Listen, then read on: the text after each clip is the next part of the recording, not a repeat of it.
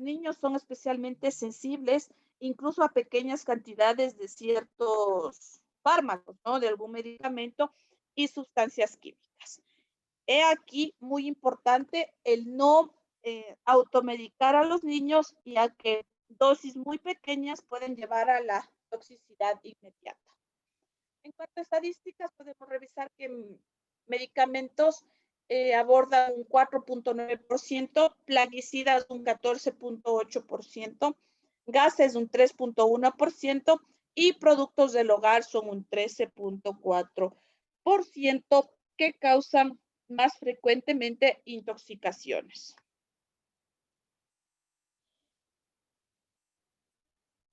Las vías de penetración ya las habíamos mencionado: digestiva, respiratoria, por piel o por mucosas. Vía digestiva es cuando se ingiere algún tóxico, por favor. Vía respiratoria, por lo general, es una vía de toxicidad menor. Alcanza toxicidad una vía respiratoria cuando se ha expuesto al tóxico por un periodo largo de tiempo. La piel es el órgano que, además de recubrir todo el organismo, una de las funciones principales que tiene la piel es la absorción, por favor. Por eso es que muchos medicamentos vienen en geles, en tópicos, vienen en parches, en pomadas, en geles, en spray. Es porque una de las funciones, de las propiedades de la piel es la absorción. De igual manera sucede con los tóxicos, pues se puede una persona llegar a intoxicar por vía cutánea, quiere decir por la piel. Por mucosas, generalmente se expone en genitales, en boca y en los ojos. Como datos importantes que ustedes, en cuanto a primeros auxilios, pueden referir a una persona víctima de una intoxicación, es interrogar al propio paciente, si es posible a sus familiares, ya que es fundamental conocer el nombre del tóxico, la cantidad aproximada, el tiempo transcurrido desde su administración, la vía de entrada. No es lo mismo que sea una ingesta digestiva que una ingesta digestiva, que una absorción por piel, por favor. Los antecedentes personales relacionados con patologías psiquiátricas y o intoxicaciones previas. Esto es más importante conocer para que ustedes manifiesten al momento que el equipo de respuesta de salud llegue a escena, y ustedes, como primeros respondientes, es parte del tratamiento, sí lo han logrado obtener esta información. ¿Cuándo vamos a sospechar de una intoxicación? Pues los signos y síntomas de una intoxicación se pueden confundir con otros trastornos, generalmente con trastornos de tipo neurológico, como son convulsiones, puede ser una intoxicación alcohólica, un accidente cerebrovascular y en algunos casos hasta personas que tienen trastornos diabéticos, como una reacción a la insulina o este tipo de inconvenientes. Entre los signos y síntomas de la intoxicación, pues se pueden incluir quemaduras o enrojecimiento alrededor de la boca y labios, aliento que huele a sustancia química, puede ser como gasolina, un solvente de pintura, generalmente en este caso son los corrosivos, náusea, mareo, vómito, dificultad de respirar, somnolencia, confusión y estado mental alterado. Si sospechamos de una intoxicación, pues prestar atención a los alrededor. Recuerden que la escena nos habla mucho del estado en el que puede estar nuestro paciente. Vamos a hablar en este momento de la intoxicación por monóxido de carbono, por favor. Pongan mucha atención porque existen muchos casos en personal de primera respuesta que ha sucedido este tipo de incidentes. Aquí en esta imagen vamos a observar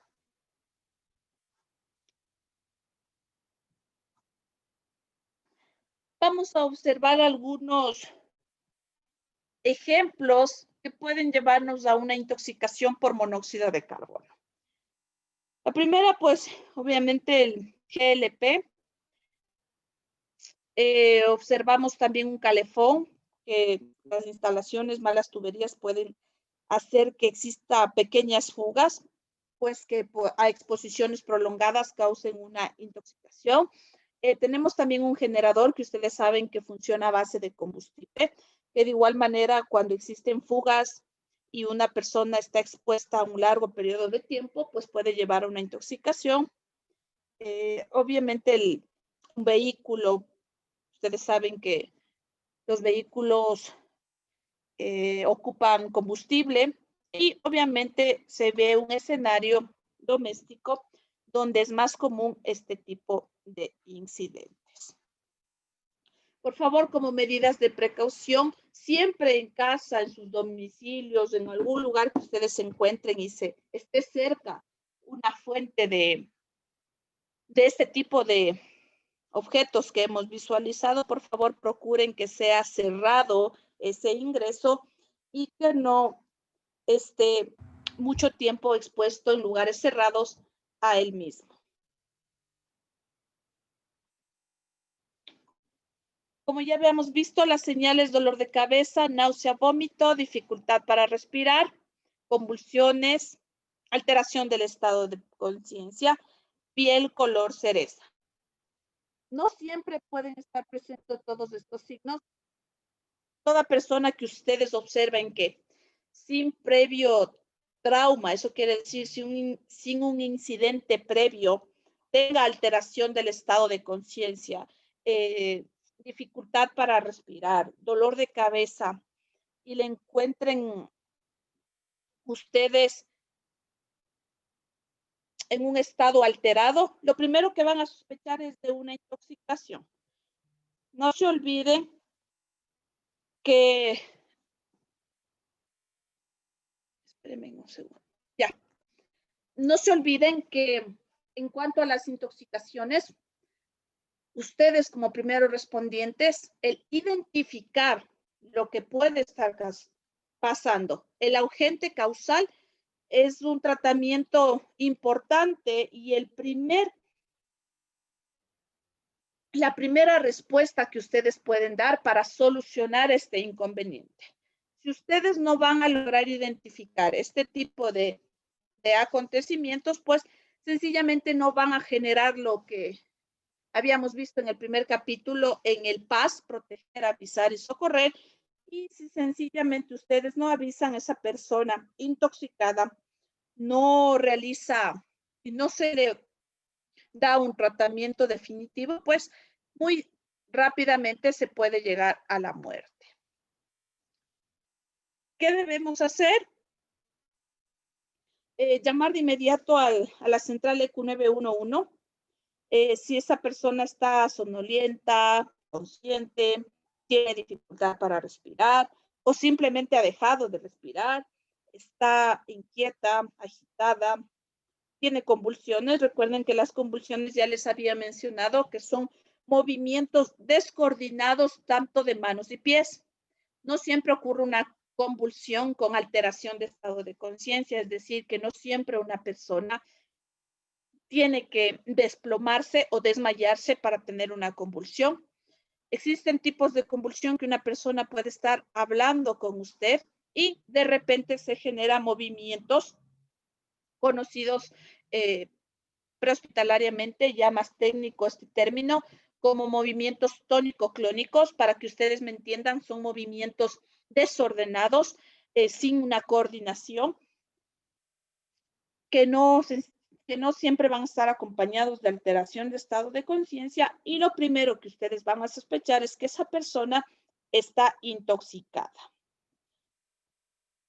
No siempre vamos a saber si tomó una sobredosis de medicamentos o cualquier otra sustancia de forma intencional o accidental, así que es muy importante que ustedes observen el alrededor de esa persona.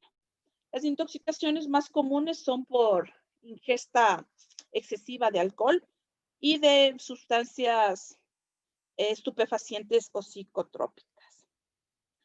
Si la persona está estable y no tiene síntomas, pero le refiere que quizás alguien se le acercó, recuerden, como les había mencionado, que existen tóxicos que pueden ser de vía inhalatoria, que es por lo general es la escopolamina, que en altas dosis causa toxicidad y puede llevar hasta la muerte.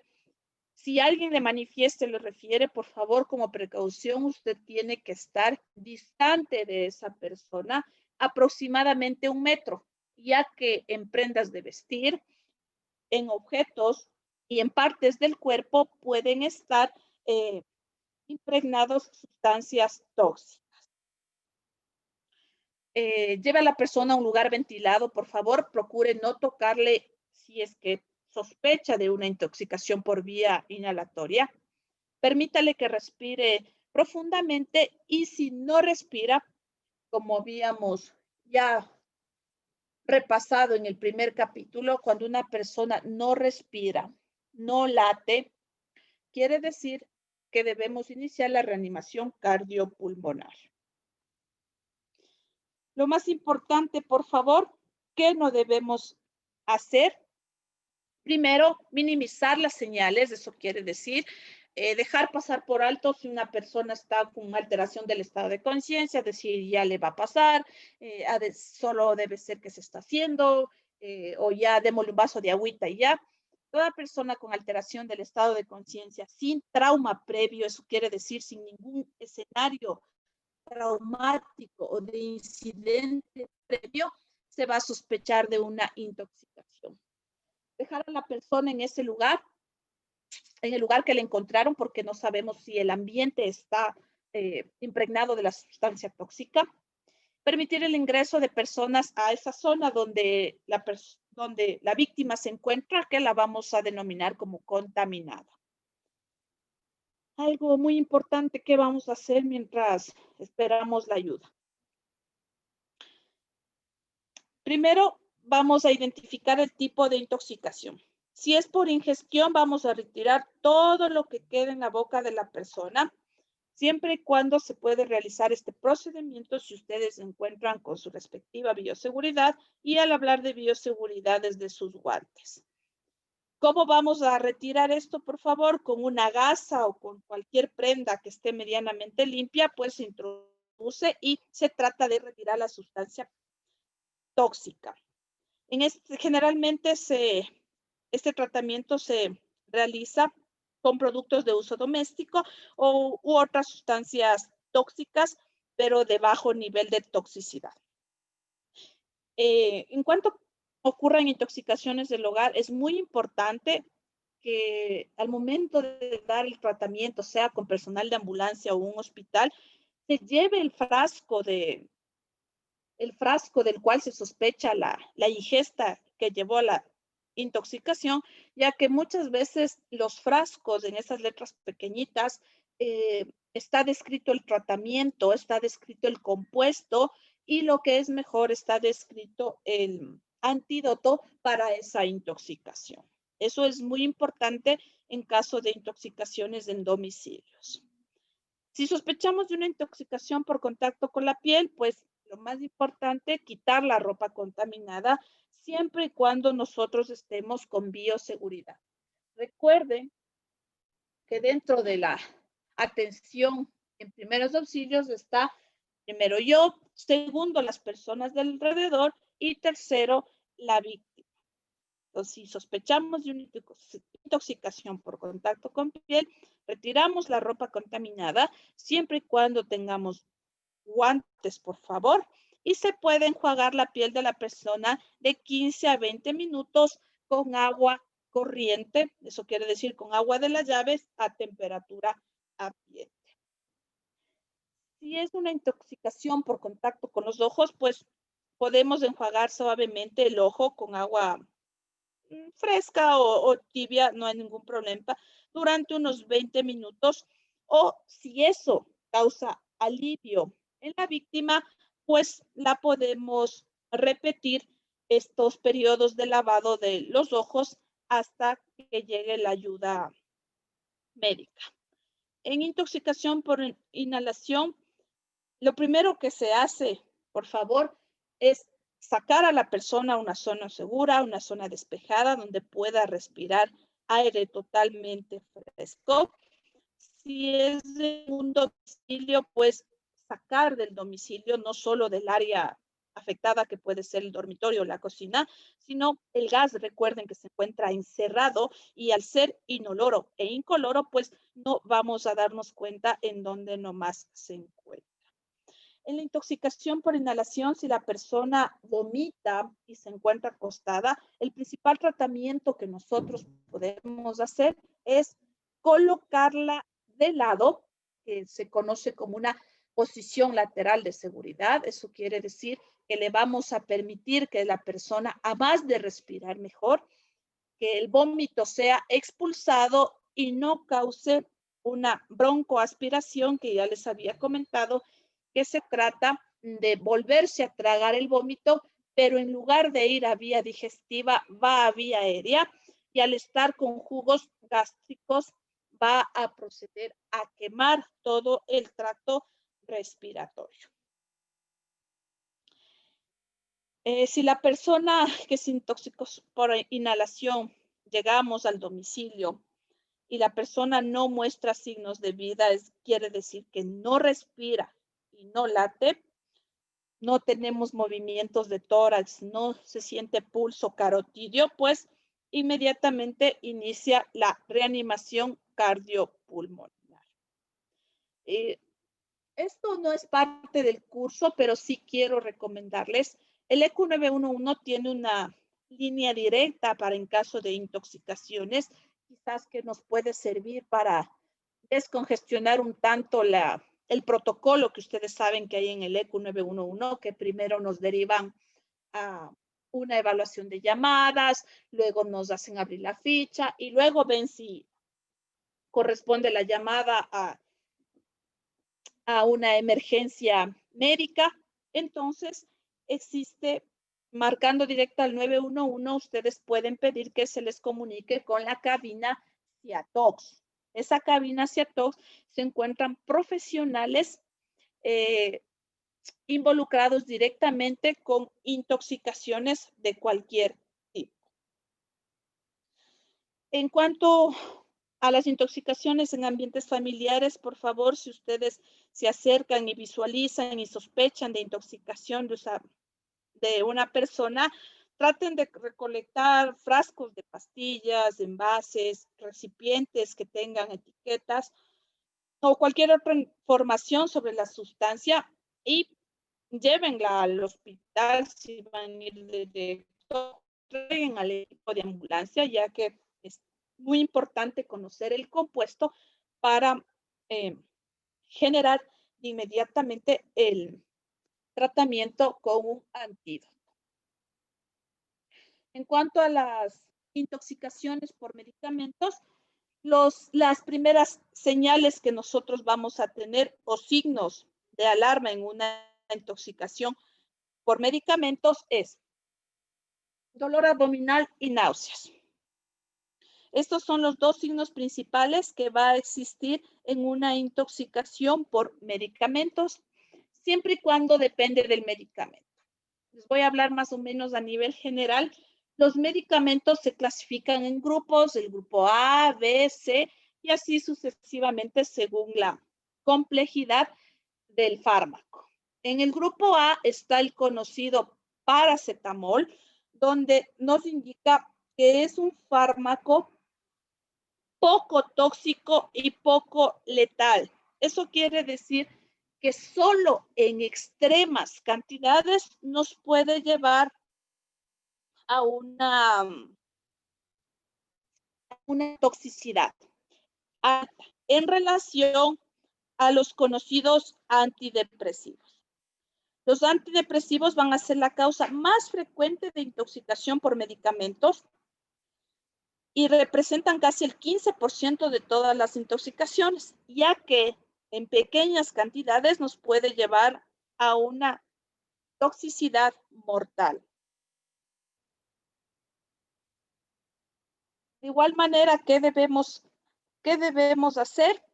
Llamar al EQ911. En cuanto a medicamentos, por favor, es muy importante siempre alertar al EQ911, ya que los medicamentos actúan directamente después de nivel gástrico, actúan por sistema nervioso central.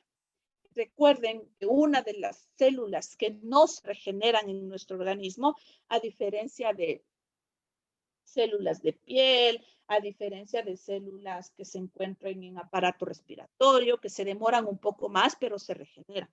El sistema nervioso no se regeneran las conocidas células que son las neuronas, por lo tanto es una emergencia importante. Si sospechamos de una intoxicación por medicamentos, el trasladar de inmediato a esa persona o llamar al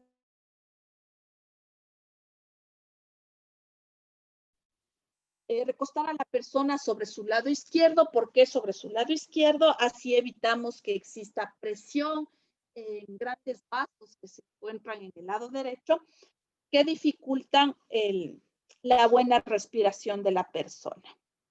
Si estamos seguros que la intoxicación es por fármacos, sí podemos permitir que la persona vomite.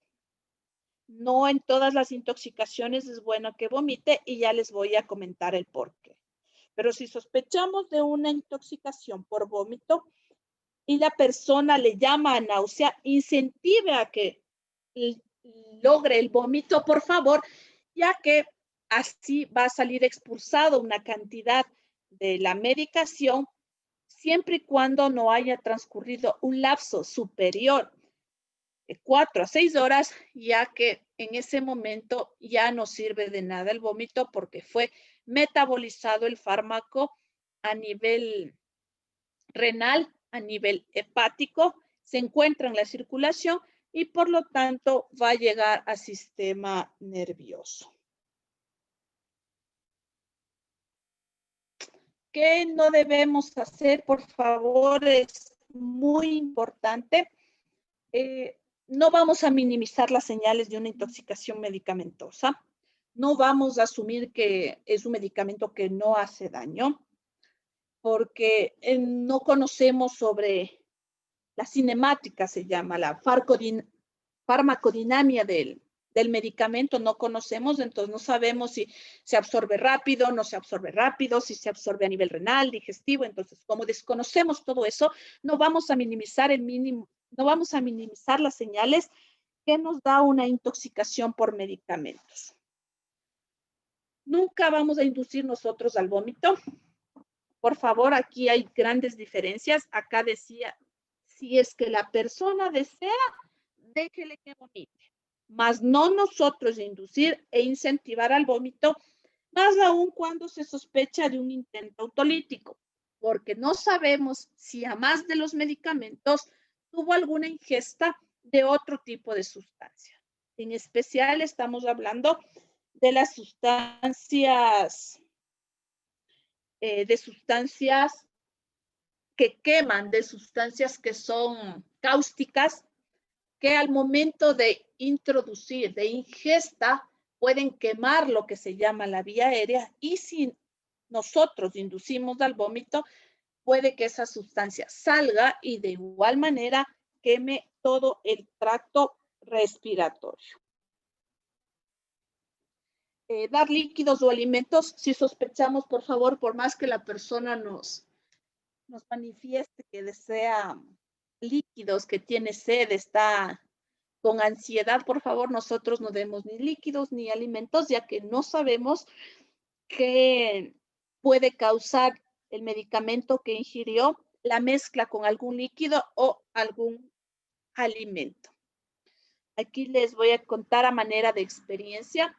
Alguna vez en el aeropuerto, una emergencia, las famosas y las conocidas mulas, que ustedes saben que transportan droga en el interior de su organismo, pues nosotros como equipo de respuesta fuimos por un dolor abdominal. Ya teníamos la sospecha de este caso, pero no podemos, por más que seamos paramédicos, no podemos desalinearnos del ámbito legal. Entonces, Policía Nacional nos apoyó y en un momento de llenar la hoja de atención y los protocolos correspondientes, una de las personas de alrededor le iba a dar agua a esa persona. Y esa persona, obviamente, por evitar problemas, iba a consumir. Y lo primero que le hicimos es detener, porque al momento que ingieran agua o cualquier otra sustancia, pueden hacer que la cápsula interna explote, reviente, llegando a valores altísimos de toxicidad y causar la muerte inmediata de la persona. Por lo cual, por favor, nunca den líquidos o alimentos si sospechamos de una intoxicación por medicamentos. Plaguicidas. Dentro de los plaguicidas tenemos, por lo general, las intoxicaciones conocidas en el ámbito agropecuario. Una de las características de los plaguicidas es que nos van a presentar signos o síntomas de alarma cuando ya ha sido expuesta la víctima al tóxico por mucho tiempo. Eso quiere decir que existen personas que trabajen años en el área agropecuaria manejando plaguicidas y recién ahí empiecen a presentar algún signo o síntoma. En muchos casos que personas han llegado a la muerte y ni siquiera han sabido la causa porque no usan equipo de protección personal, ya que tienen o crean confianza al decir que han trabajado muchos años y jamás ha pasado nada. Voy a hablarles un poquito de los plaguicidas para que tengan idea. Son una de las familias de productos químicos ampliamente utilizadas por el hombre en el área agropecuaria, como les mencionaba. Pues se les utiliza para combatir plagas, su acción sobre cosechas y evitar así enfermedades transmisibles de los cultivos. Los plaguicidas se clasifican en función de su empleo y los más conocidos son los insecticidas, fungicidas, herbicidas. También aquí en esta lista de los plaguicidas se va a incluir a los raticidas, por favor, que también son los más comunes y que causan intoxicaciones. La exposición a los plaguicidas puede tener efectos agudos, crónicos y ya, como les había mencionado, a largo plazo. La mayoría de nosotros hemos escuchado hablar del DDT, que es un órgano clorado. Estos son los primeros que fueron empleados en fumigaciones masivas para combatir la malaria y distintas plagas que caían al cultivo y en sí inconvenientes que se tenían en el área agropecuaria. Dentro de las señales de los plaguicidas, de una intoxicación por plaguicidas, vamos a tener mareo, dolor abdominal, sudoración y algo muy importante y característico de una intoxicación por plaguicidas que se le conoce como la relajación de esfínteres. La relajación de esfínteres ya nos demuestra que neurológicamente hay un daño irreversible, ya que la persona no puede contener ni las ganas de orinar ni de defecar. Entonces, al momento que ustedes se encuentren con algún incidente de este tipo, lo primero, persona que trabaja en el campo, en el área agropecuaria por muchos años, siente mareo, dolor abdominal sin mayor explicación o sin origen alguno aparentemente, sudoración, relajación de esfínteres, pues inmediatamente nosotros vamos a sospechar de una intoxicación por plaguicida, sea el tipo que sea. En eso también es muy importante si nosotros tenemos a mano el frasco de lo que creemos que pudo haber originado en esta persona la intoxicación, pues tenemos que llevarlo o darlo a conocer al personal de salud, porque a raíz de eso se puede empezar el tratamiento buscando el antídoto. ¿Cómo se busca un antídoto? Un antídoto se busca en base al compuesto principal de en este caso de un tóxico, porque el compuesto principal, ya que nosotros debemos buscar para lograr el antídoto todo lo contrario. Es decir, si por un fármaco yo fui intoxicado por antidepresivos, nosotros debemos buscar como tratamiento un antídoto, un compuesto que no tenga antidepresivos. Eso ya es netamente farmacología, pero por un conocimiento por general en este curso, pues tomen en cuenta que parte de su tratamiento es el indicar el compuesto o el frasco que ustedes crean o sospechen del cual ha sido intoxicado y entregarlo al personal de salud. Algo muy importante, por favor, lo que debemos hacer en caso de intoxicaciones por plaguicidas, si ustedes por alguna circunstancia tienen a mano y ustedes saben que el oxígeno es uno de los principales fármacos, hasta analgésico considerado el oxígeno, porque alivia cualquier dolor, alivia cualquier molestia el oxígeno. Es considerado un fármaco de primera elección. Y si en algún momento ustedes se encuentran frente a una intoxicación por plaguicidas, jamás coloquen o suministren oxígeno. ¿Por qué? Existen plaguicidas, el más conocido es el paraquat, que se utiliza aquí en la costa ecuatoriana, que al unirse a la molécula de oxígeno, viaja rápidamente por el torrente sanguíneo, se aloja en cerebro y causa la muerte eminente en ese paciente. Entonces, por favor, como un consejo, si quizás en algún momento se enfrentan a una situación o sospechan de este tipo y alguien por bien hacer, por ayudar, quiere prestar ayuda con un tanque de oxígeno porque la persona se va a ver alteración del estado de conciencia, no va a poder respirar y por tratar de solucionar algo, ustedes le van a proporcionar un tanque de oxígeno, por favor, piensen muchas veces antes de realizarlo, ya que al no conocer el tóxico vamos a sospechar que le puede causar daño y es mejor no realizar este tratamiento. Llame al 911, siempre en toda intoxicación por plaguicidas, por favor. Retirar la ropa contaminada, como ya les había mencionado, ropa contaminada, retirar a la persona del lugar donde se encuentre esta sustancia tóxica, permitir a la persona que vomite y que descanse. Sí.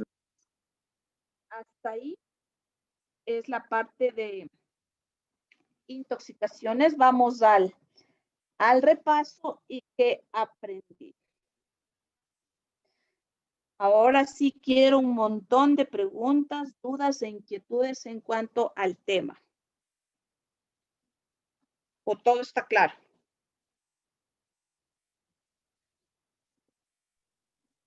Todo claro por el momento. Nadie tiene ninguna duda. Doctora, yo tengo una duda. Dígame. Buenas noches.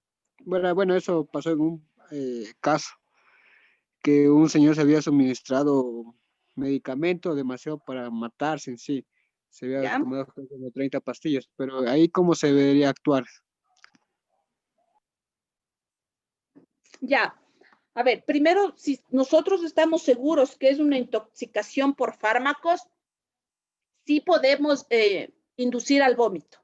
Pero si estamos muy seguros que lo único que esa persona se suministró es fármaco. Si sospechamos de un intento autolítico, lo mejor es no inducir al vómito porque esa persona pudo haber ingerido, a más de los fármacos, algún otro tipo de sustancia que sí le puede generar daño al momento que vomite. Claro, en este caso pues, le comento, había tomado no sé qué pastillas, pero bueno, eran como 30 pastillas que se habían inducido, pero en sí, en este caso sí es bueno inducir lo que es agua para que vomite o no. Ya. Darle agua en este caso, si la persona estamos seguros que es una intoxicación por medicamentos, sí se le puede dar, pero lo mejor es evitar, ya que el vómito tiene que ser voluntario, o sea, la persona le da náuseas que llegan al vómito y nosotros le dejamos. El vómito inducido por la persona que va a auxiliar generalmente se da en casos que ustedes han evidenciado y que la ingesta es reciente. Quiere decir que no ha pasado más de 4 a 6 horas. Que nosotros lleguemos después de 4 horas y nos demos cuenta que una persona ha ingerido y se ha suministrado medicamentos con el fin que representen un grado alto de toxicidad e inducirle al vómito ya no tiene nada que ver. Ya no vamos a hacer nada porque esa toxicidad ya fue absorbida a nivel renal, a nivel hepático y pronto será a nivel neurológico y ya no tiene nada que ver. Al contrario, podemos hacer cuando veamos RCP, les voy a comentar, el vómito hace que a nivel de corazón existe una bradicardia. Eso quiere decir que los latidos del corazón disminuyan. Entonces, imagínense en una persona intoxicada que ha pasado de 4 a 6 horas con esa toxicidad en su organismo, inducirle al vómito, le vamos a hacer más daño.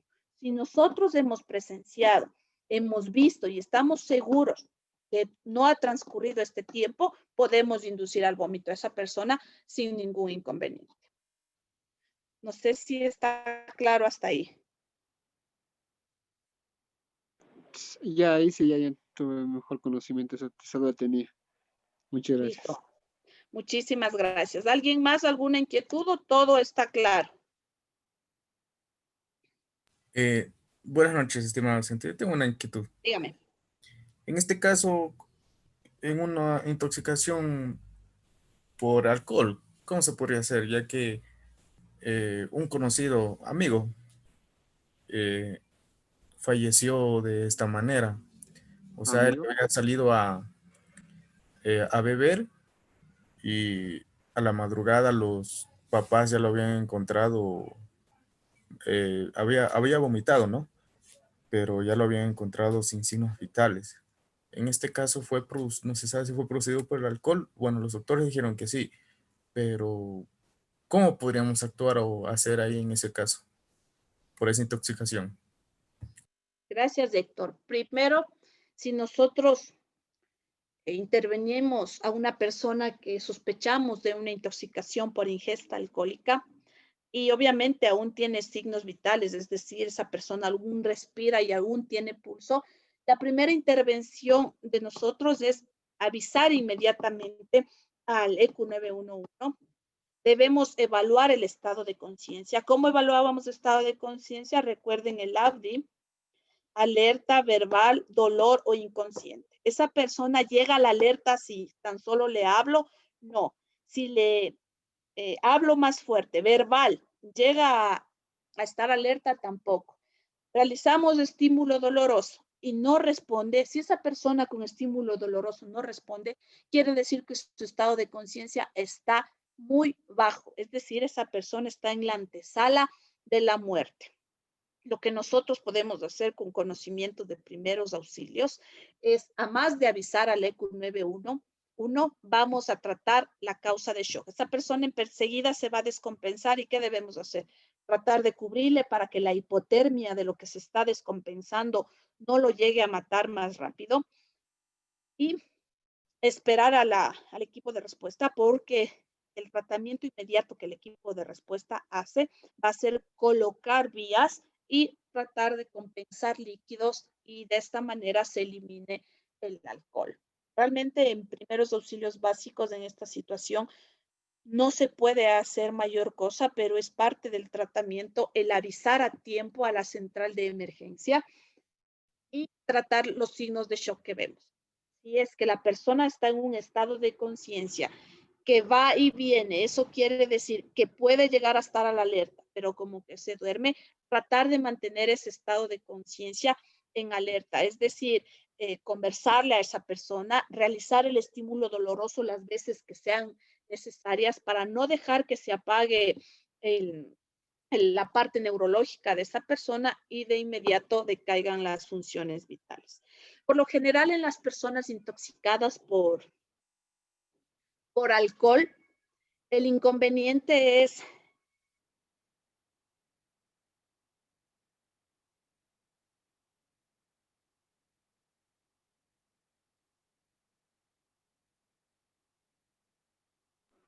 Hola.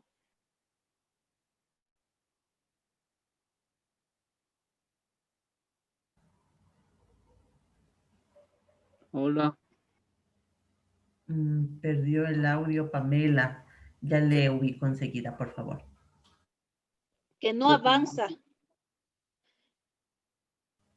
Es decir, que esa persona no avanza a reaccionar y a expulsar el vómito y en la posición que se haya quedado, en esa posición se queda, neurológicamente está tan mal que esa persona, en lugar de expulsar el vómito, se lo traga, broncoaspira y es la muerte inmediata. Una de las opciones que ustedes también pueden realizar cuando una persona sospechen de una persona por intoxicación, por ingesta de alcohol, es colocarla de lado. Por favor, siempre colóquenla de lado, porque esa persona tarde o temprano va a vomitar porque su organismo rechaza la sustancia tóxica y así vamos a permitir que el vómito salga de lado y no cause mayor inconveniente si es que esa persona va a vomitar, no broncoaspire. No sé si alguien tiene alguna inquietud adicional, por favor.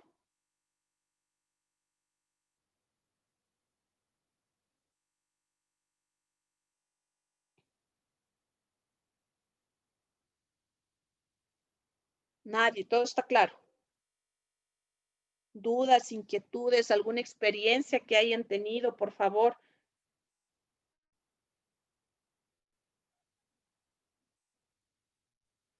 Nada. Vamos a observar un pequeño video del tema de intoxicaciones, por favor.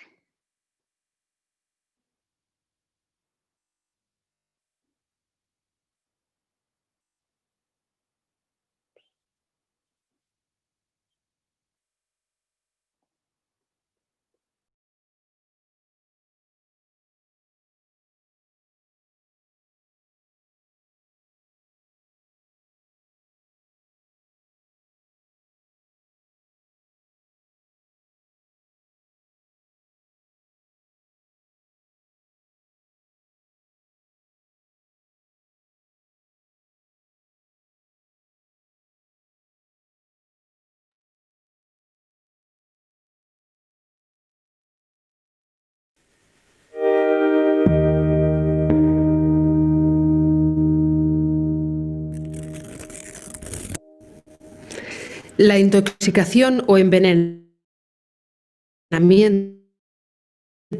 puede ser resultado de ingerir sustancias tóxicas como por ejemplo drogas, alcohol, alimentos en mal estado o productos químicos. En casa puede haber sustancias que pueden ser tóxicas como la lejía o el disolvente, algunos productos de limpieza o los medicamentos. Por eso es importante alejarlos del alcance de los niños que podrían ingerirlos. La mejor prevención es el cuidado. En todo momento se controla el estado de conciencia y se mantiene la vía aérea abierta. Si la víctima está consciente, se le pregunta qué ha tomado, a qué hora y qué cantidad. Se intenta tranquilizarla mientras se coloca en una postura que le sea cómoda. Se llama al 112 para pedir un traslado urgente al hospital y se especifica el producto que ha ingerido. En ningún caso se inducirá al vómito, pero si vomita se guardará una muestra para dar al personal de emergencias.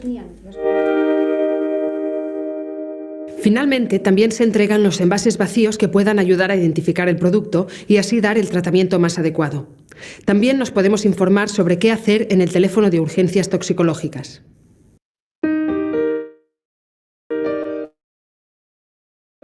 En este tipo de intoxicaciones, el procedimiento es el siguiente. Preguntar qué se ha tomado y buscar el envase de dónde provenía. Calmar y acomodar a la víctima. Llamar al 112, los envases vacíos o vómito, si es espontáneo, se entregan al equipo de emergencia.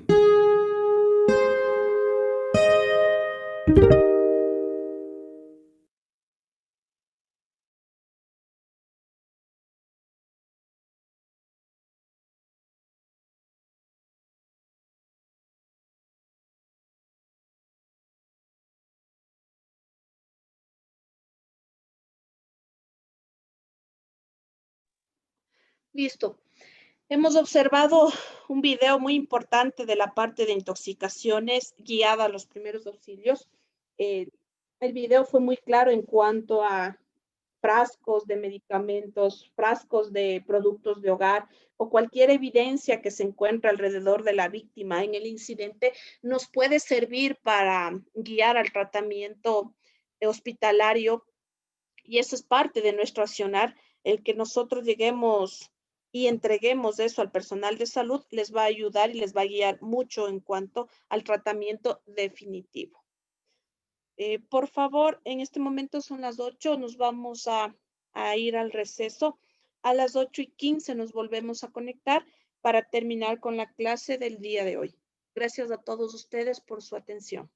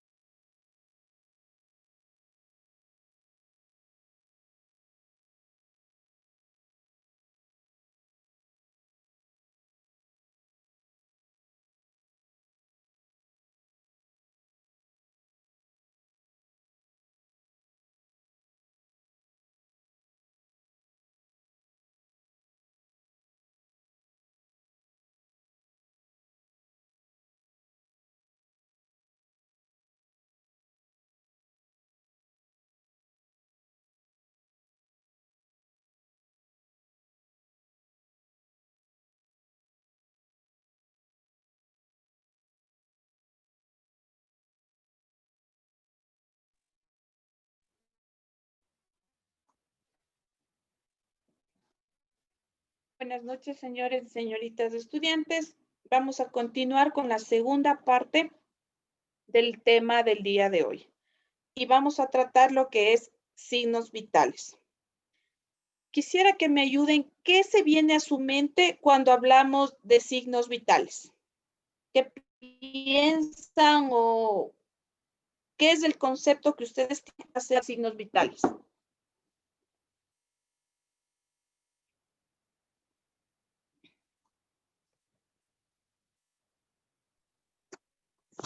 Es la Ah, referencia que nos permite saber si una persona se encuentra viva o no. ya, muy bien. Es la diferencia entre una persona está viva o está muerta. ¿Qué más pueden ser los signos vitales?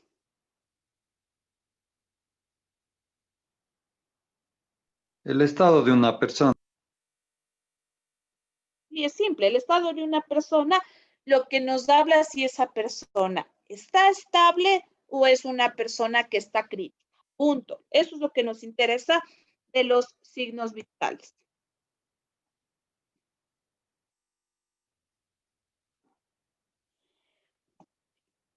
Los signos vitales van a tener valores referenciales, no solo en el caso de adultos, en el caso de niños y también en el caso de neonatos.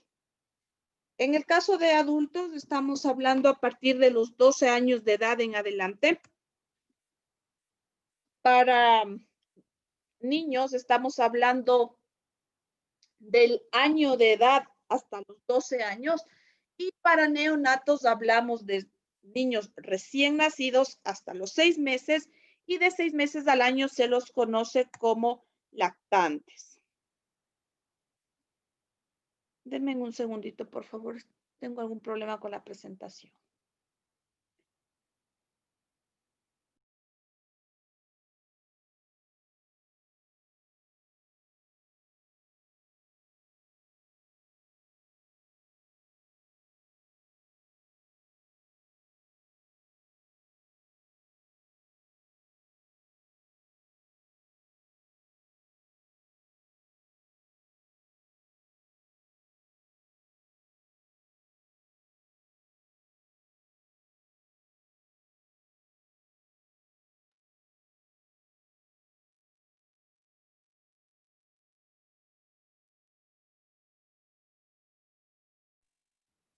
Listo.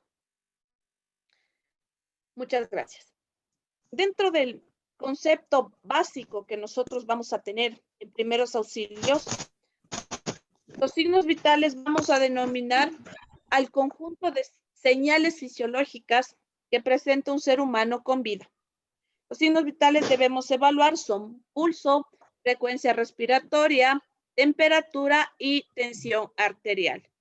En el ámbito de primeros auxilios, los que debemos nosotros dominar es el pulso, frecuencia respiratoria y temperatura. Tensión arterial ya no en el ámbito de primeros auxilios, ya que se necesita de un dispositivo y de una técnica para poder evaluar el mismo.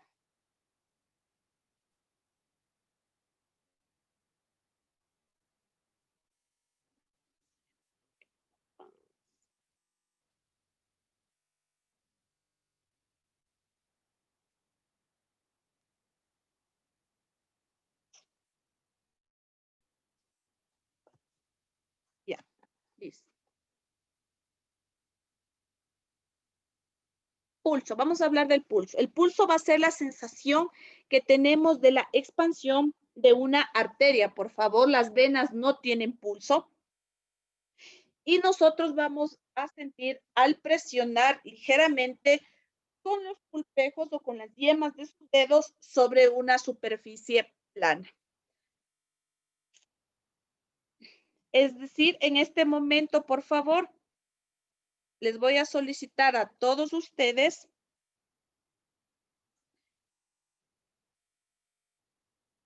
que toquen con sus 2 dedos el pulso carotidio que les había enseñado en el módulo 1, que se encuentra en la parte externa del cuello, donde es uno de los pulsos más profundos, por favor. Y me van a decir si lo sienten o no. Es uno de los pulsos más fuertes, el carotidio y el femoral. Sí se lo siente. Ya. A nosotros sentir el pulso carotidio en una persona, pues simplemente lo que nos interesa a nosotros saber es si esa persona se encuentra viva o no. Si sentimos que ese pulso está presente y fuerte, pues nos demuestra que esta persona está viva. Si ese pulso es débil, quiere decir que esa persona está sufriendo algún trastorno en el área respiratoria o circulatoria que le va a llevar a ocasionar un paro cardiorrespiratorio y por ende la muerte. Entonces, el pulso nos ayuda a evaluar las funciones vitales cardíacas de una persona.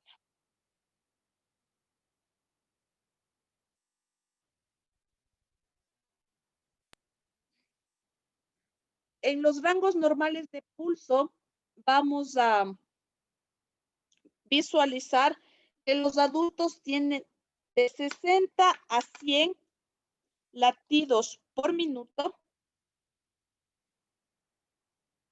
En el caso de los niños de 1 a 10 años son de 100 a 120 y en el caso de los neonatos es de 100 a 160 latidos por minuto. Como ustedes observan en la imagen, están los lugares donde nosotros podemos tomar el pulso. En primeros auxilios, es importante que ustedes sepan reconocer el pulso carotidio. Como ustedes observan en la parte externa del cuello, donde se siente este pulso es más fuerte. ¿Por qué? Porque está más cerca al corazón. Si tenemos incidentes donde la persona tiene alguna herida o alguna laceración en cuello, evitemos tocar este pulso. Y el siguiente pulso que nosotros podemos utilizar es el pulso radial. De igual manera, con nuestros 2 dedos, por favor, para que ustedes sea más fácil de identificar, el pulso radial se encuentra ubicado en la parte anterior del antebrazo, en sentido del dedo pulgar. Y por último, el menos opcionado es también, por su ubicación, el pulso femoral, pero es uno de los que más fuerte se puede sentir.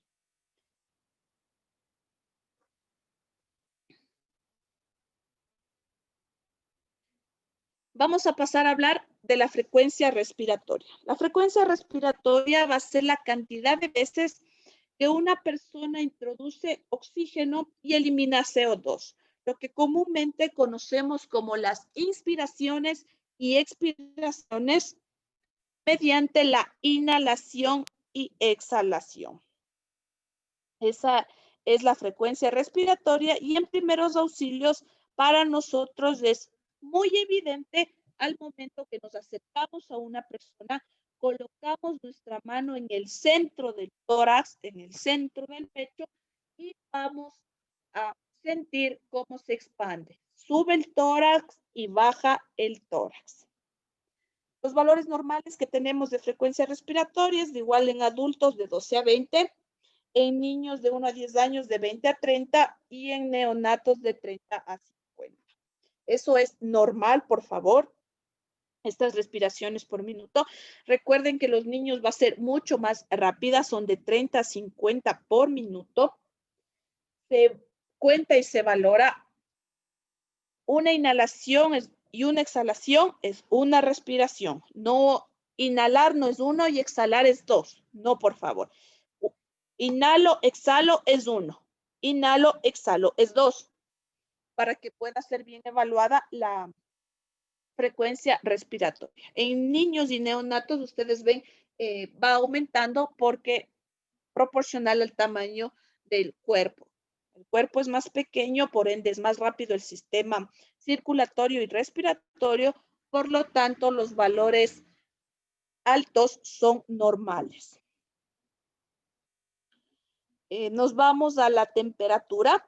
En el área de primeros auxilios, ustedes saben que la temperatura la podemos valorar y sencillamente es tocando al paciente. Nosotros, como sabemos que nos vamos a acercar con guantes, pues con el mismo guante se toca y lo único que nosotros nos interesa como primeros auxilios es saber si esa persona está muy caliente o está muy fría. Nosotros no vamos a valorar temperatura exacta, es decir, 36.5, 37.5, pues no. Recuerden que la temperatura va a ser el grado de calor del cuerpo humano que constituye un equilibrio entre el calor que se produce mediante el metabolismo. Entonces, a nosotros nos interesa si está muy frío o muy caliente. Si está muy frío y es postraumático, podemos empezar a sospechar que esa persona va a entrar en shock. Recuerden que los signos y síntomas de shock está la piel pálida, fría y sudorosa. Y si la piel está muy caliente, ¿qué nos indicaba a nosotros? Sospechábamos de un shock de tipo medular cuando la piel está caliente. Es lo único que a nosotros en el ámbito de primeros auxilios nos interesa saber es si la piel está muy fría o muy caliente. El rango normal de temperatura, existen parámetros para medir y evaluar la misma. Existe la febrícula, es conocida como la pretemperatura, es la temperatura elevada, pero que no llega al valor de superar los 37.5. Recuerden que en un termómetro de tipo digital varía en más 0.5. Si un termómetro digital a ustedes les marca 37, la temperatura de esa persona es 37.5. Eso es en cuanto a temperatura. Recuerden que la temperatura es muy importante en niños. En niños es la primera causa de una emergencia, la temperatura, ya que ellos no pueden controlar la misma, ya que su organismo aún no está adaptado al medio que se desarrolla como para regular la misma, lo que produce y origina convulsiones inmediatas en los niños, siendo la primera causa de una emergencia pediátrica. La tensión arterial, que ya habíamos hablado, que a nosotros en el ámbito de primeros auxilios no nos es muy referencial, ya que nosotros no contamos ni con el dispositivo adecuado, que es un tensiómetro, ni con la técnica que nos ayuda a la misma. Lo que sí debemos saber es que la fuerza que ejerce la sangre cada vez que el corazón bombea, y esta choca con las paredes de las arterias. Eso es la tensión arterial. En sí, nos indica la fuerza que el corazón tiene para bombear sangre. Una manera rápida de valorar la presión arterial en primeros auxilios es tocar pulso radial. Si yo toco el pulso radial y ese pulso no está presente, quiere decir que esa persona está tan hipotensa que no se puede palpar el pulso. Sin yo tener el dispositivo ni la técnica, me he dado cuenta y he identificado que si esa persona no tiene o carece de pulso radial, esa persona está hipotensa, por lo tanto va a estar pálida, fría y sudorosa. Eso quiere decir que esa persona está en shock. Ahí está una breve imagen de el tensiómetro, que es el aparato que se utiliza para la toma de presión arterial. Tenemos los valores normales de presión arterial, por favor. Tenemos la óptima y la normal. La sistólica va de menor a 120 o 120 y diastólica en 80 y la normal de 120 a 129. Y la diastólica de 80 a 84. La presión arterial va a tener dos valores, la sistólica y la diastólica. Estos son valores, por favor, quiero que se den cuenta, netamente referenciales. ya que nosotros en primeros auxilios no valoramos presión arterial, pero sí lo podemos conocer por el ambiente familiar, el ambiente profesional, el tan solo escuchar que alguien diga que es hipertenso, sabemos que estos valores van a estar alterados. Eso quiero recordarles, recalcarles que estos son valores referenciales, ya que puede existir personas que tienen presiones de 140/90 y no es una presión arterial alta, sino puede ser normal que esa persona maneje sus valores, como en deportistas es normal que manejen bajo los rangos normales o bajo los rangos óptimos. Hasta ahí, ¿alguna pregunta, por favor, de signos vitales? Es muy sencillo el apartado de signos vitales, pero muy importante que en ustedes haya quedado claro. ¿Alguna inquietud de signos vitales? Una pregunta con lo que me dijo, con lo que dijo, explicó en los rangos de la respiración, cuando es menor en deportistas.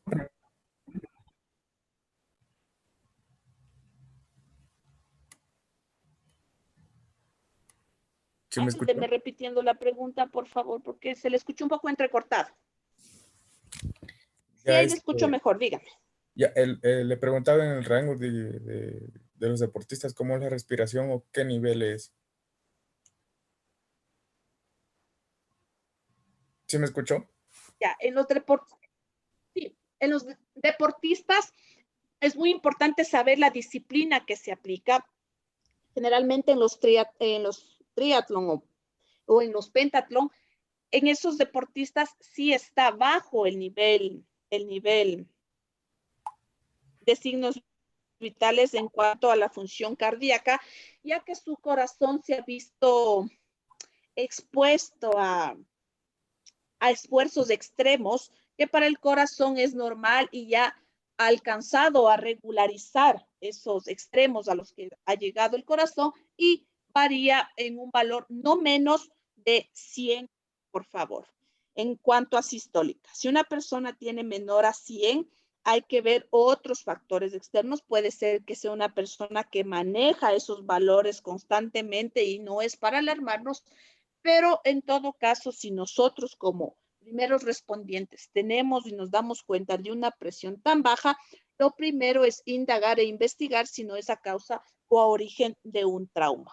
Es que Si no es así, pues ahí sí, se procede. sí, lo que pasa es Dígame. que a mí me sacaron menor a 120. A mí me salió por 105, creo, más o menos por ahí. Entonces me preguntó ¿Usted es deportista? Sí, sí. Ya, entonces esa es la respuesta. Lo que sí, cuando por primera vez se valoran esas tensiones, es muy recomendable que lo hagan recurrentemente para ver si no fue una hipotensión a causa de algo o si en verdad usted maneja esas tensiones arteriales.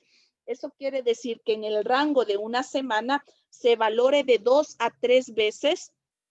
Las tomas no pueden ser seguidas, si puede ser lunes, miércoles y viernes, mucho mejor. Y si las tomas son, tiene que ser en un lapso de 20 minutos en el brazo distinto para no tener valores erróneos. Pero es porque, si es porque es deportista, es porque su corazón se acostumbró a frecuencias grandes cardíacas, a un gasto cardíaco elevado que ya alcanzó a regularizar, a normalizar y a tener este tipo de presiones como normales. Y si sería menor de 100, igual sería normal. Sí, pero eso hay que valorar y evaluar si son tomas consecutivas que tiene ese valor. Puede ser que un día tenga 90, pasado tenga 120 y pasado 120. Hay que ver cuál fue el origen de los 90. Por eso, para diagnosticar una hipotensión o una hipertensión arterial, se realizan tomas consecutivas de la tensión y no es que solo con el primer valor se diagnostica o se toma una decisión de tratamiento. Ya, listo. Muchas gracias. No sé si está ahí un poco más claro. Sí, muchas gracias. Las tensiones Listo. ¿Alguien más? arteriales, ¿Alguna inquietud, por favor? En cuanto a signos vitales. Estimada licenciada, pues me permite la palabra. Claro, dígame, adelante. Sí, solo una preguntita así sobre acerca de la presión más o menos, que es que hay muchas personas que sufren por ese tema. ¿Qué sería lo más peligroso, la presión baja o la presión alta en este caso? Ayúdeme repitiendo solo la última partecita, por favor, que se le escuchó un poco entrecortado. Lo último nomás. Sí, en una persona, ¿qué sería más peligroso en este caso? ¿La presión alta o la baja? Porque hay algunas personas que Ya, sufren de ese mal y fallecen por esa situación también. sí. La más, la más, la que más estadística tiene en cuanto a mortalidad es la hipertensión. ¿Por qué? Porque la hipertensión quiere decir que el corazón está haciendo demasiado esfuerzo, que los pulmones están haciendo demasiado esfuerzo. No hay quien compense ese gasto cardíaco tan fuerte que en determinado momento ese corazón se va a cansar, se origina lo que se conoce como una insuficiencia cardíaca, se forman trombos dentro de los vasos sanguíneos que taponan el paso de los mismos, que pueden generar un accidente cerebrovascular o directamente la muerte. Por eso, más índice de mortalidad tiene la hipertensión. En cuanto a la hipotensión, es no tiene una estadística alta de mortalidad porque la hipotensión es más manejable, es más tratable. Una persona se hipotensa después de un accidente es porque está perdiendo sangre y ustedes saben que controlar la hemorragia está en manos de cualquier persona que tan solo tiene un poco de conocimiento de tener una hemorragia es básico, lo va a poder hacer y esa hipotensión se va a lograr corregir, pero la hipertensión al momento que llega a valores altos, por más que se dé medicamento, el corazón llega a un punto que se cansa, se hace muy grande, para que ustedes me entiendan, muy grande el corazón tiende a crecer, a aumentar de tamaño. Llega un momento en el que ya no tiene espacio para contraerse y deja de latir, ocasionando directamente un infarto agudo de miocardio y posterior la muerte. No sé si esté un poquito más claro.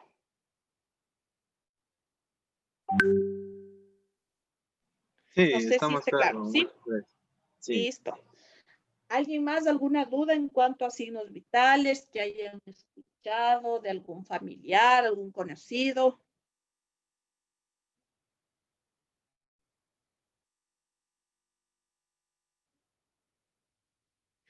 Listo. Si nadie más tiene ninguna inquietud, vamos a pasar a revisar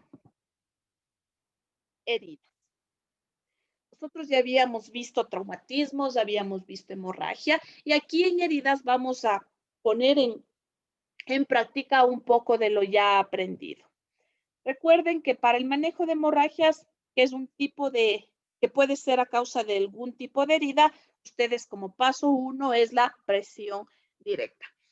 He tratado de buscar estos gráficos que sean un poco más llamativos y donde se enfoque más la técnica para el control de hemorragias. Si ustedes ven, ahí la persona está con sus guantes y es presión directa. Una vez que he realizado la presión directa, colocamos el apósito. Este apósito puede ser gasa.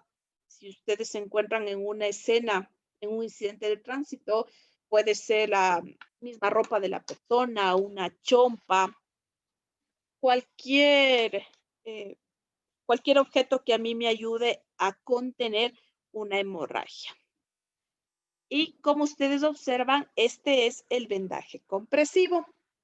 El vendaje compresivo se lo realiza una vez que existe abajo apósitos. No puedo realizar un vendaje compresivo si no existe un apósito, ya que el vendaje compresivo es solo el sellante de la presión que está realizando el apósito. Lo que observan en la imagen es lo que muy común utilizamos los paramédicos, que son conocidas las vendas triangulares. Estas vendas triangulares son aproximadamente de un cuadrado de 1 metro, se corta diagonal y son las que nosotros tenemos y nos sirven para realizar un montón de vendajes. En el caso de ustedes, pues tenemos que ser más prácticos. Ustedes no son profesionales en el área de salud, pero ustedes van a estar preparados para improvisar. Lo que están viendo ahí se puede realizar con una vincha de las que tienen las mujeres, que son conocidas como los chunchis. Lo pueden sujetar con una chompa, pueden sujetar con cinturones.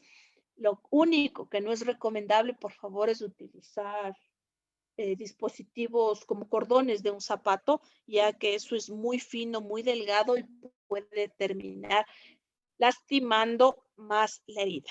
Tiene que ser siempre algo grueso, puede ser un pañuelo, puede ser una bufanda. Aquí lo importante es que ustedes, al abordar una escena, observen y desarrollen la creatividad en base a lo que ya saben. ¿Se acuerdan que si ven una hemorragia profusa, ponen un apósito sobre apósito y van a sujetar con un vendaje compresivo? ¿Cómo hago un vendaje compresivo si yo no soy personal de salud y no tengo vendas? Pues de inmediato se me ocurre una bufanda, se me ocurre cualquier dispositivo que fije, que apriete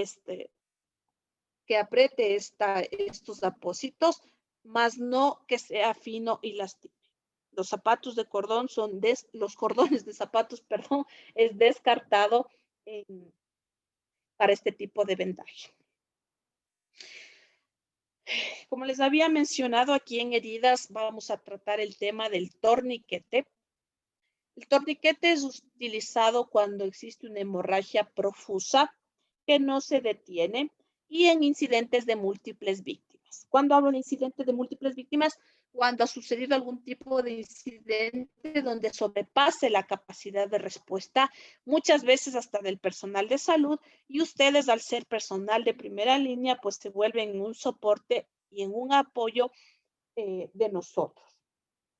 Muchas veces acá en Quito, cuando he tenido la oportunidad de estar en escenas con incidentes de múltiples víctimas, personal de primera línea como Policía Nacional, agentes de tránsito, han estado acompañándonos. Pues sí, se realiza un buen trabajo en equipo y es muy importante cuando yo me acerco a alguien, le doy un par de guantes porque yo sé que es importante cuidar la bioseguridad y le digo que me ayude, que vamos a realizar un torniquete, y esa persona tiene idea de lo que le estoy pidiendo y me ayuda y me apoya, y en ese momento se vuelve un recurso valioso para esta escena, para este incidente.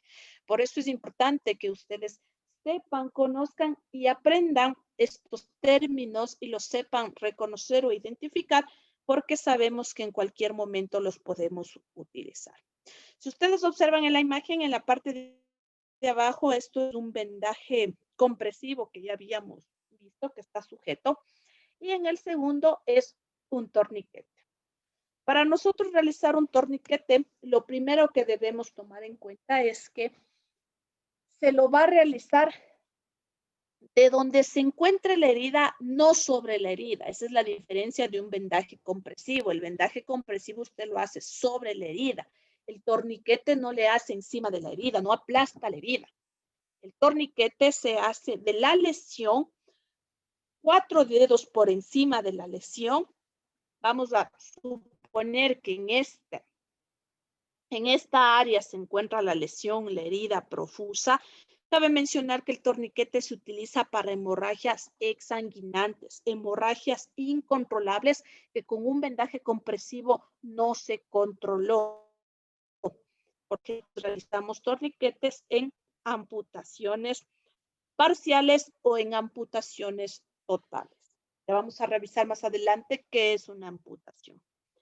Entonces, simplemente con el apósito, con cualquier apósito que tengamos, pues una camiseta, una chompa, un saco, una bufanda, realizamos un nudo simple colocamos cualquier objeto. Si ustedes ven aquí, es un objeto de esos que son portainciensos. Ustedes pueden realizar, lo más común en una escena es con un esferográfico. Un esferográfico lo atraviesan sobre el nudo que realizamos y lo giran. Lo giran de manera que quede apretado y ya con el apoyo de personal de salud se va a verificar que el torniquete esté bien colocado cuando el extremo distal de donde se realizó el torniquete pierda pulso. Eso quiere decir, en este brazo, en el pulso radial no debe existir. Eso quiere decir que está bien hecho un torniquete. Recuerden que para ustedes el torniquete es el tratamiento de última elección en primeros auxilios. Ustedes con presión directa, apósito sobre apósito y un vendaje compresivo, pues está más que bien tratado esa persona. La opción del torniquete se les da para que lo conozcan. En muchas ocasiones, como se observa aquí, en incidentes de múltiples víctimas, apoyen a personal de salud. En cuanto a hemorragias nasales, por favor, es común, conocida como epistaxis. Lo primero que les voy a pedir aquí que no se debe hacer es la típico que agache la cabeza para atrás. ¿Por qué? No es porque la sangre se va a la cabeza, como se dice, sino porque esa persona va a empezar a tener comunicación con esa sangre a través de la boca, va a empezar a tragar, lo que puede causar vómito y una broncoaspiración en la persona. Entonces, lo primero que ustedes deben hacer es buscar o lograr que esa persona se siente, sea en la vereda, sea una silla, sea en un vehículo, que se siente, se va a sujetar con los dedos la parte superior de la nariz, como observamos aquí en la imagen. Va a inclinar su cabeza y va a empezar a respirar por la boca. Más común que causa la hemorragia nasal es la conocida insolación o golpe de calor, independientemente de otro tipo de patologías. También puede ocasionarse por traumatismos, por golpes, pero si una persona está caminando y de repente existe la hemorragia nasal, por favor, estos son los pasos a seguir. Lo más importante, nunca hagan que esa persona tienda a colocar la cabeza hacia atrás. Recuerden que las heridas son lesiones traumáticas de la piel y mucosas que tienen como principal característica la pérdida de continuidad, por lo cual vamos a ver que hay algunos tipos de heridas. Para nosotros manejar una herida, vamos a hablar de lo que es asepsia y antisepsia. En la asepsia es la remoción mecánica de la materia extraña, no elimina los microorganismos, pero reduce su número. ¿Cómo lo realizamos? Simplemente nosotros, si observamos que una herida está sucia, pues nosotros la sometemos al grifo de llaves a temperatura ambiente, agua corriente. Muy importante, por favor, ya les había mencionado, no el uso de alcohol en heridas, ya que el alcohol tiene como característica principal ser un poderoso anticoagulante. Eso quiere decir que no permite que se formen coágulos y trombos en una herida, por lo cual la hemorragia va a estar activa. Si alguna vez ustedes en la casa, qué sé yo, la típica caída de un niño o algo que se raspa las rodillas, y lo primero que hacemos es coger un algodón con alcohol y limpiarle. A más que le va a arder, a más que le va a doler, van a estar pase y van a ver que la herida, esa se denomina escoriación, sigue con esos puntitos de sangre y sigue con esos puntitos de sangre esa causa del alcohol. Así que recuerden que nunca deben limpiar una herida con alcohol. Ya la parte de antisepsia no nos corresponde a nosotros como primeros auxilios, pero para que conozcan es el proceso que elimina ya la mayoría de microorganismos por medio de una solución antiséptica. Esto ya es en el medio hospitalario o en la ambulancia, porque para yo realizar antisepsia en una herida, debo estar en un ambiente medianamente estéril. No puedo realizar antisepsia en la vía pública, no puedo realizar antisepsia en un domicilio, sino ya necesito una zona por lo menos semi-estéril. La gravedad de una herida depende de la profundidad, extensión y localización. Las heridas, hay heridas contaminadas, hay heridas sucias, hay distintos tipos de heridas. Lo que a mí me interesa es que ustedes sepan la profundidad de una herida, dónde está localizada y la posibilidad de qué daños de qué órganos se van a ver afectados. Las heridas se clasifican en escoriaciones, que se caracteriza por la pérdida traumática de la capa superficial de la piel. Esa, por lo general, es la típica caída que alguna vez a todos nos ha pasado, donde la principal lesión es en rodillas o palmas de las manos, donde ustedes van a ver que queda la piel incluso un tanto como carrasposa, con pequeños puntos de sangre. Eso se denomina una escoriación. Heridas cortantes. Las heridas cortantes van a ser producidas por objetos que tienen filo. Van a ver cómo se observa aquí, esto es una herida en pómulo, en el cachete. Tiene heridas de bordes nítidos. Ustedes ven, es limpia, tiene casi bordes exactos, bordes definidos, porque es por un objeto cortante. Y son más extensas. Eso quiere decir que son más largas que profundas. Si ustedes ven aquí, no es que esté hecho un hueco, ni es que se vea más daño en la piel internamente. Vemos heridas contundentes también, por favor, que son producidas por objetos que tienen punta. Hay las heridas cortantes, cortopunzantes y cortocontundentes. Lo que me interesa es que conozcan cuáles son las heridas que tienen punta, por lo cual afectan la profundidad. Es decir, a diferencia de la herida cortante, esta no es una herida de gran extensión, al contrario, es pequeña, pero es profunda. Por lo general, estas son causadas por objetos como desarmadores, picahielos. En riñas callejeras se ve este tipo de heridas. Puede haber incidentes también en domicilios. Alguna vez atendí un tipo de emergencia con una varilla de hierro donde tenía una herida de este tipo. Tenemos heridas contundentes que son producidas por objetos de bordes romos. El grado de la lesión depende de la fuerza y la velocidad que se aplique y de la masa del elemento. En estos pueden ser causados por palos de escoba, por bat de béisbol, que es lo más común, por palos. Son causadas este tipo de heridas. Tenemos heridas cortopunzantes, como les había mencionado. Esto es, como ustedes ven, parece una herida cortante. Ya no tiene los bordes tan regulares, sino también tiene profundidad. Y lo más común que causan estas heridas son las lesiones por pico de botella. Como ustedes ven aquí, dice una combinación de objetos con filo y punta producen heridas de media extensión y profundidad. Tenemos heridas contundentes que van a ser producidas por un objeto que combinan filo y masa. Producen daño al ser aplicados con fuerza.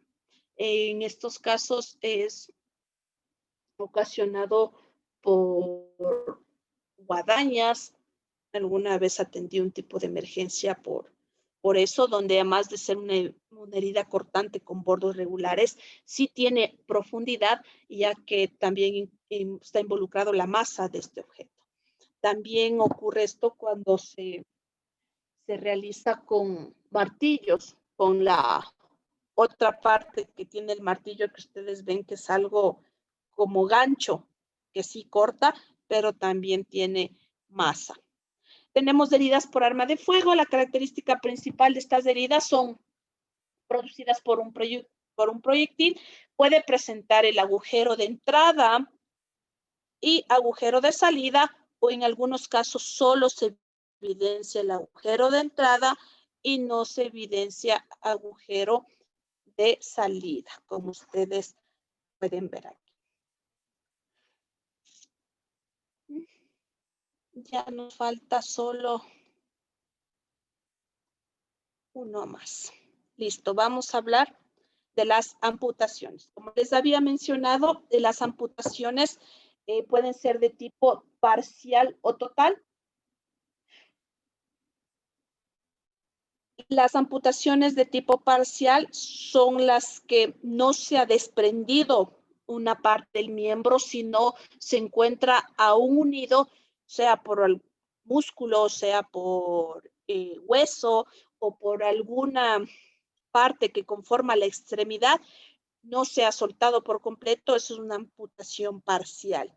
Y en este caso que evidenciamos aquí, una amputación total, y de igual manera en esta imagen cuando hablamos de un desprendimiento total del miembro o tejido. En este caso, por favor, el mejor tratamiento que podemos realizar es cubrir la parte afectada, contener la hemorragia si es necesario con un torniquete, o si se detiene con un vendaje compresivo está bien. Tapar la parte que queda expuesta, que no se contiene más de lo que ya está. Y lo más importante en el caso de amputaciones, si es visible para ustedes la otra parte de la extremidad, por favor, colocarle en una funda roja si es que se puede, si no en cualquier funda, y lanzar a esa funda donde está otra funda con hielo. No colocar el hielo directo, por favor, porque la extremidad se quema y los tejidos u órganos tienden a morirse.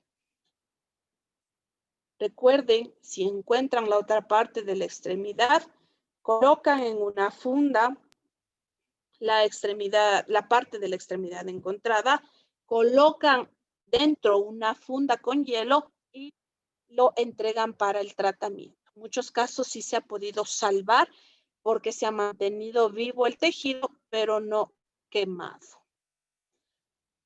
Listo, chicos, hemos avanzado el día de hoy con estos tres temas bastante interesantes: intoxicaciones, hemos visto signos vitales y el manejo de heridas.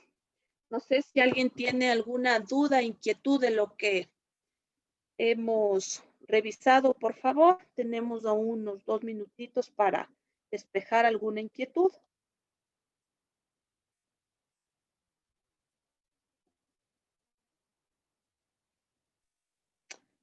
Y creo que no. Todo está claro. Listo. Todo está claro, chicos. Ha sido un gusto. Les espero la próxima semana, el próximo martes, para ya continuar con los temas de mayor interés. Ya vienen emergencias respiratorias, emergencias cardíacas, donde necesito toda la atención del caso. Si no hay más dudas, chicos, les agradezco por su atención, por sus intervenciones. Como siempre, ha sido un gusto aplicar un poquito de los conocimientos que tengo a través de la docencia, en este caso con ustedes. Muchísimas gracias por su atención. Que tengan todos una buena noche. Gracias, Silvanita. Que tengas una buena noche. Y muchas gracias, Pamela. Realmente fueron temas muy, muy interesantes. Muchas gracias también la atención de todos ustedes y el tiempo que se dan para estas capacitaciones, que definitivamente es de crecimiento personal. Muchas gracias a todos. Sigámonos cuidando, por favor. El tema del coronavirus sigue presente y no podemos relajarnos. Nos estaremos viendo la semana siguiente. Que disfruten de sus familias y muy buena noche también. Gracias, una buena noche con todos y un feliz fin de semana. Gracias, chicos. Por favor, a cuidarse, usar mascarilla, distanciamiento, lavado de manos, por favor. Gracias, una buena noche. Buenas noches. Buenas noches, gracias. Una buena noche, gracias.